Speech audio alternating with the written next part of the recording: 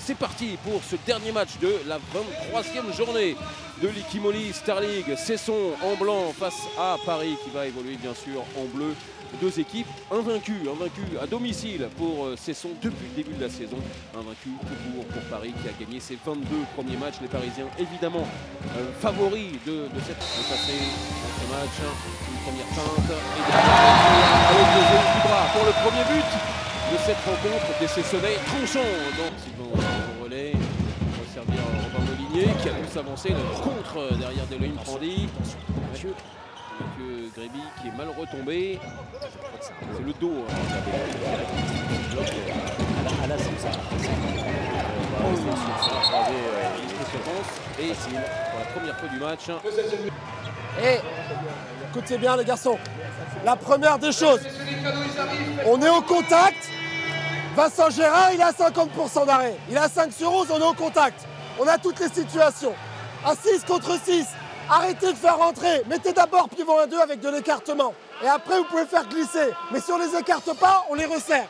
D'accord ?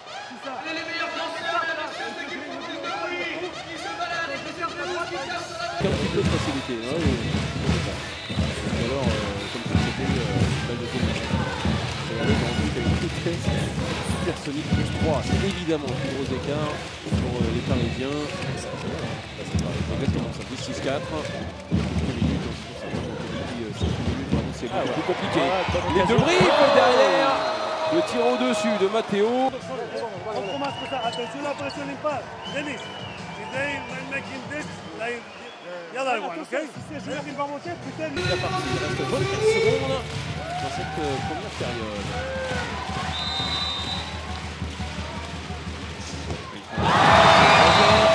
À son premier impact, celui où il avait Romain Brief, il avait réussi à reprendre le ballon. Il reste 3 secondes simplement. Il faut se dépêcher. Il peut faire un affiche pour la dernière pastis. Première séquence, ce qui infirme un petit peu ce que disait Sébastien Lerich, mais ça surprend tout le monde. Les Parisiens qui l'ont marqué. C'est parti pour cette seconde période avec des Parisiens devant, même si les Cessonnais sont complètement dans le match. 2 buts simplement d'écart entre les deux équipes.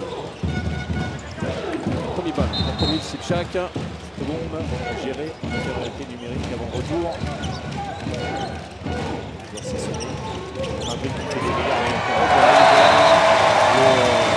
L'association avec Robin Molinier, le jeu sans balle. Camille Sipchak, c'est la base arrière de départ. Ah oui. Voilà. C'est à ça que ça sert, hein, quand un joueur arrière, il est passé festival de Robin Molinier. C'est encore ultra efficace le temps mort, posé par Sébastien Lerich. Le petit éclat pour Cesson, plus 4 pour les Parisiens après plus de 16 minutes en seconde période. D'accord ? Il faut être lucide avec la fatigue, les mecs. Attention, Sissou, en fonction des profils des joueurs, te jette pas. Si c'est les Montpellier avec Kounkoud ou avec Ferran Solé, reste en bas.